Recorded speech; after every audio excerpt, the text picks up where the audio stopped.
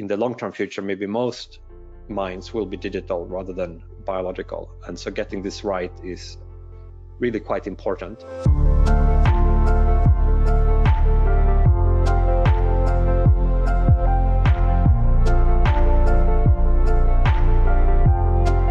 In the last 12 months or so, a really profound shift in the public discourse around AI.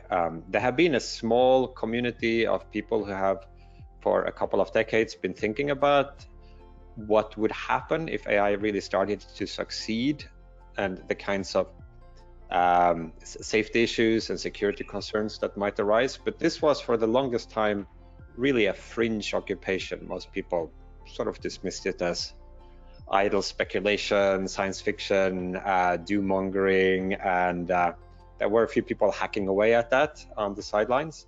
But over the last 6 to 12 months, really, we've seen the profound shift where some of these questions, including, concerns about existential risks from superintelligence and so on, have really hit the mainstream. And right now, as we speak, of course, here in the UK, there is this global summit on AI, which is just the latest of a series of high-level policy maker interventions in this space.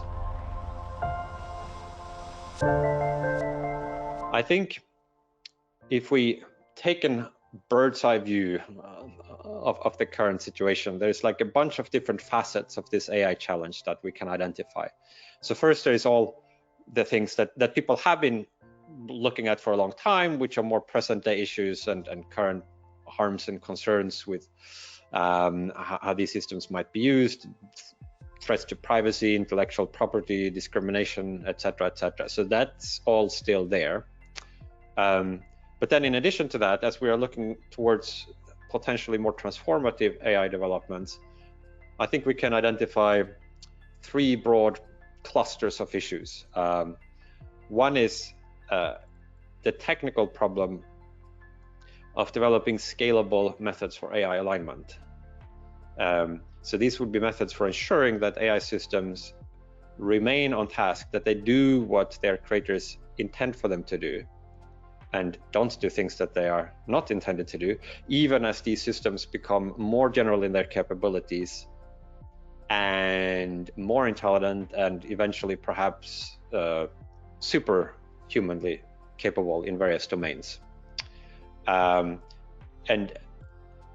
this has received a lot more attention in the last few years. The leading AI labs that are developing frontier models now all have highly capable research teams focusing specifically on this issue, and it is starting to be discussed much more in the general public and also to some extent amongst policymakers. And there are kind of several aspects of that one can distinguish if one zooms in a little bit. So there are like potential concerns from misuse or applications of increasingly powerful AI systems. This would include, for instance, the concern that the next generation of large language models might lend themselves to people who want to make biological weapons or massive cybercrime, and there is a need to prevent these models from giving that kind of assistance, and probably to test them in advance of deployment through red teaming techniques and other measures to ensure that they won't provide those capabilities to users. And then beyond that, also questions of autonomous AI systems that might themselves pose these kind of more traditional risks that have been discussed, including in my 2014 book about sort of AI's taking over or posing a threat to the human species. So over various timescales, which still remain uncertain, but now with a non-trivial probability of just a few years, I think these questions are coming to the fore.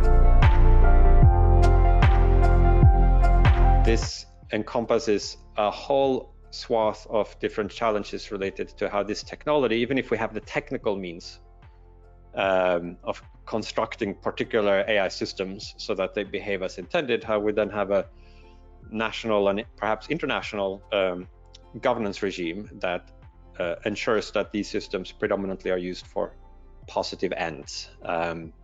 This intersects with the first. Like if you have challenges in aligning AI systems, you might also need some regulatory regime that limits who is able to build cutting-edge systems. But it also includes a whole host of other things, like these systems could be used for all manner of purposes, from automating propaganda to autonomous weapons to obviously a huge host of positive uses as well.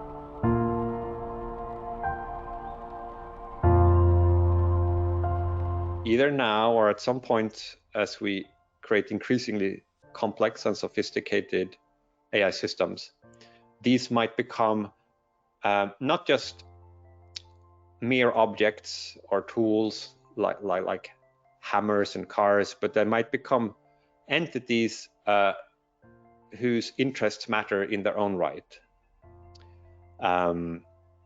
So that you might think of the first of these big buckets, the alignment, like to make sure that the AI systems don't harm us. And the governance challenge, broadly speaking, is how can we make sure that we don't harm each other using AI tools? And then this third bucket is how can we make sure that we don't harm the AIs? Now, this is still a little bit outside the Overton window. I would say that currently the conversation relating to this third area is roughly where the first area, AI alignment, was maybe 5 or 10 years ago. Some people are starting to think about it, but it's not yet really on the radar of top-level policymakers or most practitioners in the field of artificial intelligence. But just as AI alignment has moved from being a kind of fringe occupation of a few people in academia or on the sidelines, or some clever people debating it on the internet, and has moved into the mainstream, I think a similar shift will need to happen sometime between now and the next several years with respect to this question of the moral status of digital minds. It needs to become clarified, mainstreamed, and become a topic for much broader conversation. Let me say something briefly about what the challenges are in this domain. And I think they are quite perplexing and difficult to get one's head around. And I certainly don't have the complete answer to what ought to be done in this space. But it seems plausible, at least to me, that a lot of non-human animals have various degrees of moral status. And this is, in fact, widely recognized in law. If you are a biomedical researcher and you want to test some drugs on like 100 mice, like there are fairly strict regulations for how to go about that. You need approval from ethics committees. If you're going to perform surgery on these mouse, you need to anesthetize them. There are rules about the size of the cages that they need to have, etc., etc. And of course we have laws against animal abuse, etc. There's still a lot to be decided in terms of how we treat animals, particularly in the food industry. But there is at least some basic general recognition that animals, at least some animals, matter to some degree for their own sake. Like it's wrong to kick the dog because it would hurt the dog, and similarly with at least some other animals. And it is not at all obvious that even some current AI systems are not, in many respects, at least equivalent to some non-human animals. Different, obviously, but not obviously in ways that would mean that they would have less moral status. We don't have a very clear understanding of what the necessary and sufficient criteria are for a complex computational system to be conscious, to have sentience, to have the ability to have subjective experiences. There's a lot of disagreement about that. If you take off the shelf some of the theories that have been developed for the criteria for consciousness and just apply them to current day AI systems, some of these systems would satisfy a lot of those criteria. That might be that our current theories are wrong, but at least it's some prima facie reason for at least not being extremely confident that there is absolutely nothing going on inside these systems. We should be maybe a little bit humble about our ability to understand that. And I think obviously the case for thinking that there could be sentience in some of these systems will increase, most likely as these systems become increasingly sophisticated with a wider repertoire of behavior. I think that aside from the question of whether these systems have phenomenal experience, I think there could be alternative, additional possible grounds for why they might have various degrees of moral status. I think the ability to suffer or experience pain might be a sufficient reason for having moral status, but I think not a necessary one. I think if you have a system, for example, that is the equivalent of a human person, that maybe has a conception of self as existing through time, has preferences, has maybe the ability to enter into reciprocal social relationships, I think the case would be quite strong that such systems could have various forms of moral status, that it would be wrong to completely disregard their interests and preferences. And again, the case that at least some systems will satisfy these criteria will increase as we develop more and more sophisticated AI systems. So I think there's like a reasonably strong prima facie case that possibly some currently existing AI systems, but at any rate, AI systems that might be built over the next few years might sort of enter into the region where it becomes a live question whether they might not have various degrees of moral status. And since these systems could be produced in great numbers or run in huge numbers of instances, it might matter quite a lot that this population of digital minds fare well in the future. In the long-term future, maybe most minds will be digital rather than biological. And so getting this right is really quite important. Recognizing that some particular AI has moral status, even a high level of moral status, even if some future system, say, has the same level of moral status as a human being, that means it matters a lot how it's treated. It doesn't mean that it should be treated the same as a human being. Digital minds are very different and they might have very different needs. Some things that might be very wrong to do to a human might be perfectly fine to do to a digital mind, and some things that might be very unnecessary to do to a human might be essential for a digital mind. So we need to think about the moral principles that would be relevant for ensuring the welfare of digital minds. We really need to think things through from the ground up, and we can't just transport a lot of the sort of mid-level moral principles we have developed for trying to accommodate human interests and moral status and just blindly apply them to the case of digital minds. Let me give some examples of how we might need to rethink some fairly fundamental moral principles if we are considering this kind of scenario where we would be sharing the world with digital minds with moral status. So take, for example, the principle of democracy, of one person, one vote, which makes a lot of sense in the human case, because although humans are different, they are all sort of similar. But now consider a case where you have a human-like digital mind, and one might first think, well, it then deserves the same as a biological human being.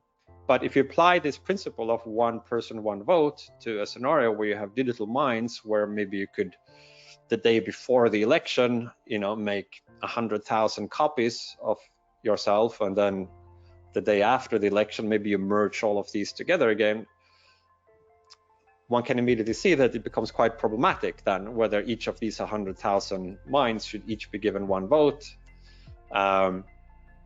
You could imagine more extreme scenarios where basically elections would just be won by whichever faction happened to have the most hardware available at the time of the election to sort of make a crazy number of copies.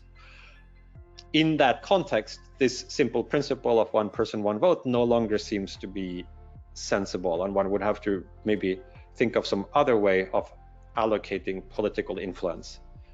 And it would require more thinking to figure out what that might be, but maybe political voting influence would have to be weighted by some other factor, the amount of compute power that a clan of digital mind is using, or some other thing. But it's certainly one instance where one can't just directly, it seems, import the human principle to the digital arena. And another is death. Like, that's really bad for a human to die. It's like one of the worst things. But death for a digital mind might be quite different. When a human dies, they are sort of irreversibly gone. You can't pause a human and then restart them. But with a digital mind, if you save them to disk and then load them up again, it might be no big deal. Even if you erase them, if you have stored enough of a record that you could sort of easily retrain them on the same training data set, that might also mean something different. Some digital minds might be designed so as to absolutely not care at all in any way about their being terminated. And in that case, maybe it's not such a great matter if they are quote unquote killed. Maybe for other digital minds, it would be a big matter. But again, this general assumption that we would have in the human case, that terminating somebody's murder, which is one of the worst possible crimes, may not hold for all digital minds. One would have to look at this on a case-by-case basis.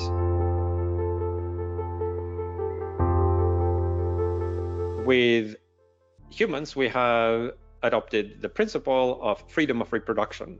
So everybody is free to have as many kids as they want, or to have no kids. And we also have the principle that every child deserves at least some minimal level of welfare. So if some parents have kids that they are not able to take care of, then the state should step in and provide basic education and food, etc. And this makes a lot of sense in the human case. If you have the same principle just sort of blindly applied to the digital context, it seems you would very quickly find unacceptable consequences. A digital mind could, if it had the resources, make millions of copies, over a day, and then each of those millions of copies, if there is available hardware, could make another million copies. And you can't then have a welfare system that provides each of those 10 to the power of 12 copies with a certain level of welfare. You would just very quickly run out of resources. So there seems then to be a tension between these two principles. On the one hand, freedom of reproduction, and on the other hand, the principle that every offspring should have a minimal level of well-being. So something would have to yield. I think probably in that context, the freedom of reproduction, that maybe you would only be allowed to make more copies of digital minds if you could show in advance that you had enough resources to give it a tolerable level of existence.